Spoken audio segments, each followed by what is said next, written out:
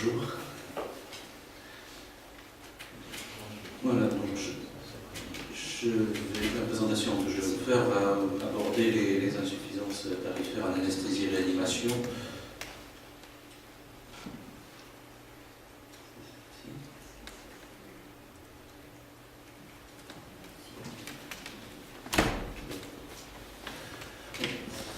Oui, donc en fait,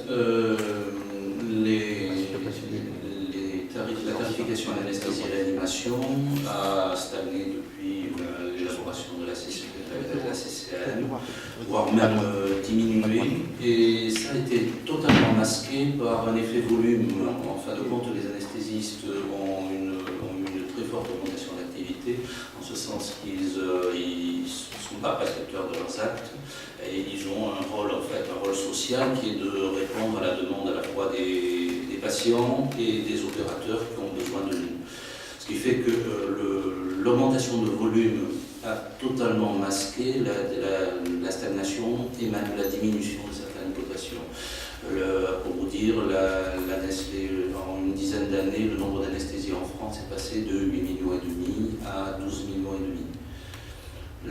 Sur ce chiffre-là, l'anesthésie libérale, avec un tiers à peu près des anesthésistes, fait 60% de l'activité d'anesthésie. Donc c'est pour vous dire l'augmentation d'activité. Et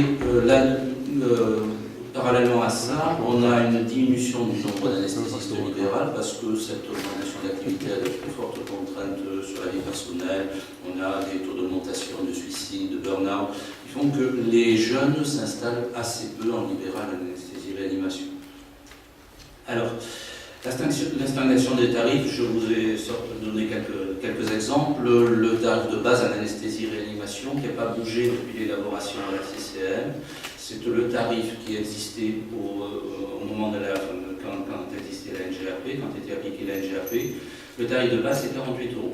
L'anesthésie de base, qui représente une multitude de petits actes pour lesquels on fait des anesthésies, c'est 48 €. Pour 48 €, vous avez droit à une visite pré-anesthésique obligatoire dans les heures précédant l'anesthésie, avec revue du dossier, éventuellement l'examen du patient, l'anesthésie elle-même, la surveillance en salle de réveil et une prise en charge des suites de l'anesthésie pendant les 15 jours qui suivent l'acte.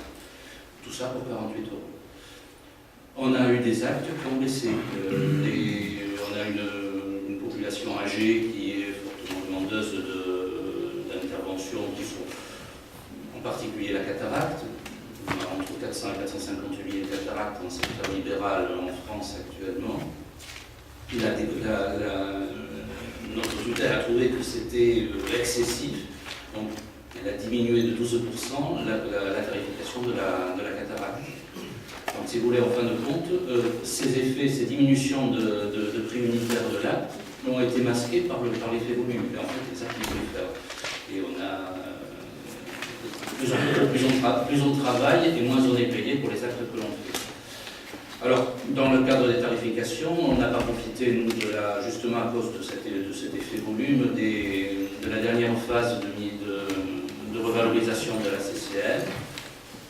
De la même manière, nous travaillons dans les blocs opératoires avec nos confrères opérateurs, chirurgiens en sécrétion, on n'a pas bénéficié des coefficients J et K qui permettaient de revaloriser un peu le prix unitaire de l'acte. On n'a pas eu de prise en compte depuis l'élaboration de la CCN des nouvelles techniques qui ont été apportées. Alors c'est assez étonnant parce que l'acte d'anesthésie comprend, c'est un acte global et de nombreux actes ont été greffés sur les actes d'anesthésie. Je prendrai par exemple la prise en charge de la douleur par cathétérisme. Quand la CCN a été élaborée, ça n'existait pas ou c'était quasiment pas pratiqué. Actuellement, on n'aurait pas idée de faire une prothèse de genou sans mettre un cathéter d'analgésie loco-régionale. Donc ça demande une compétence, ça demande une technique, ça demande du matériel et ça demande beaucoup de temps de surveillance. Mais comme cet acte-là n'était pas valorisé quand la CCM a été créée, enfin a été élaborée, ces actes-là sont faits gratuitement par les anesthésistes. Donc ce sont des actes qui se sont surajoutés à notre activité CCM de départ, mais qu'on fait gratuitement pour le confort du patient.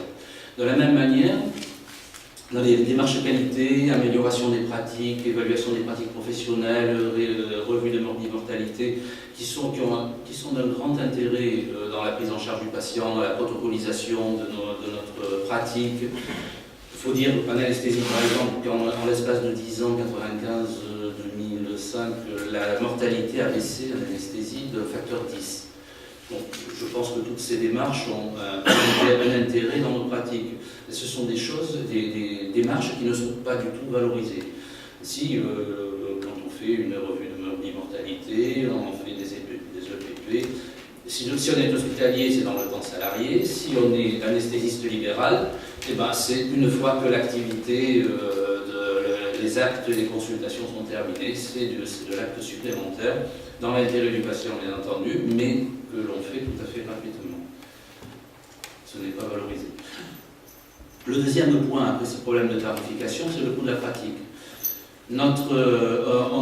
L'anesthésie a un décret, a bénéficié d'un décret sécurité anesthésie, c'était en fin 1994, donc la mise en application s'est faite entre 1995 et 2000, qui a augmenté la sécurité de l'anesthésie en mettant en place pas mal de choses, à la fois au niveau des blocs, sur la consultation d'anesthésie qui était obligatoire à distance, enfin de l'intervention, et de nombreuses mesures d'amélioration des pratiques. La CCM, quand elle a évalué le coût de la pratique pour l'anesthésie, l'a fait a posteriori sur des données fiscales anciennes qui ne tenaient pas compte de cette évolution des pratiques. Moyennant quoi, tout ce qui a concerné la consultation d'anesthésie que l'on a mis en place à la fin des années 90, début des années 2000, n'est pas pris en compte dans le coût de la pratique de l'anesthésie, qui est très faible actuellement. Donc les frais de bureau, de secrétariat, d'informatisation, les locations de locaux, tout ça, ça n'est pas pris en charge, ça n'est pas compté dans le coût de la pratique. De la même manière, au point de vue sécurité des blocs opératoires, on utilise du personnel très qualifié. On utilise des infirmières anesthésistes Bac plus 5. Depuis l'élaboration de la CCM ou de la pratique, nos infirmières anesthésistes ont eu leur statut universitaire amélioré. Leur diplôme a été masterisé. Elles sont master 2 maintenant. Donc ça a un coût. Et actuellement, une infirmière anesthésiste les infirmières anesthésistes que l'on utilise ont un coût minimum de 3 000 € par mois pour 35 heures de travail. Sur 12 à 15 mois, selon 12 à 14 mois. Le troisième point sur le coût de la pratique, c'est l'assurance, la RCP. Bon, il y a une judiciarisation de nos actes, mais ça, c'est pour les spécialités plateau-techniques lourdes. La RCP des anesthésistes a évolué à la hausse continuellement. Par rapport à nos confrères, on a un blocage de l'aide que les caisses nous apportent. En fait, les caisses apportent une aide à la RCP des praticiens plateau-techniques lourds. Pour l'anesthésie, nous, on subit un plafonnement de l'aide par le haut et un plancher, ce qui fait que, alors que pour la plupart des autres spécialités plateau-techniques lourds, l'aide est d'environ 30 à 50%, nous, elle représente un huitième de notre prime d'assurance. Voilà.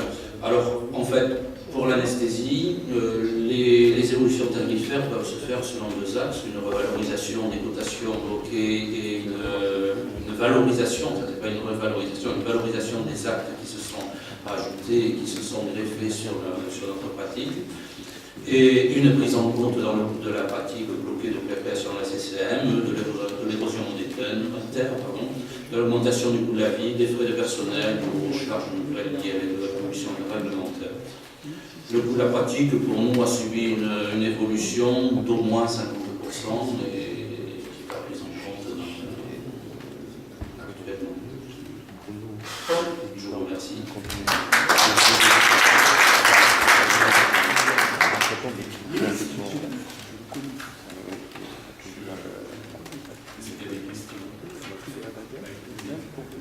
Une question de comptabilité que je n'ai pas compris en ce qui concerne les anesthésistes sur le coût de la pratique. Parce que moi, quand j'avais eu à traiter, parce que spécialité, le coût de la pratique, ça s'était fait essentiellement par votre taux de charge. Ouais.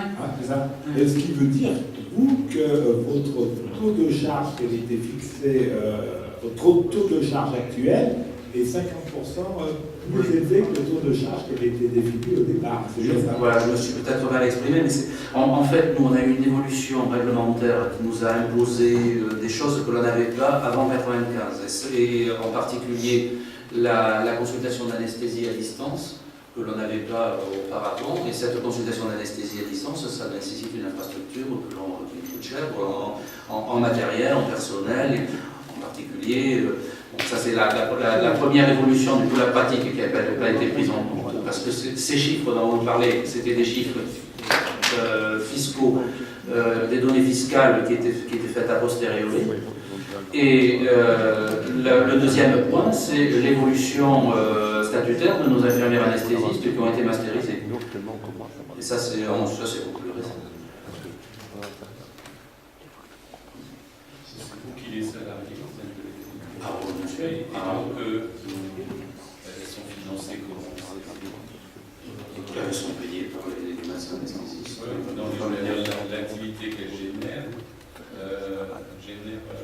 de toute façon, une infirmière anesthésiste ne fait pas d'anesthésie. Elle surveille une anesthésie faite par un anesthésiste. Donc, c'est nous qui cotons, c'est nous qui, de toute façon, on ne laisse pas une infirmière anesthésiste faire une anesthésie toute seule. C'est à la fois illégal et l'infirmière anesthésiste travaille toujours sous la responsabilité d'un médecin anesthésiste et qui voit le patient, qui démarre le patient en anesthésie, qui donne ses conseils. L'infirmière anesthésiste n'est pas habilitée à faire une anesthésie seule, sur une anesthésie.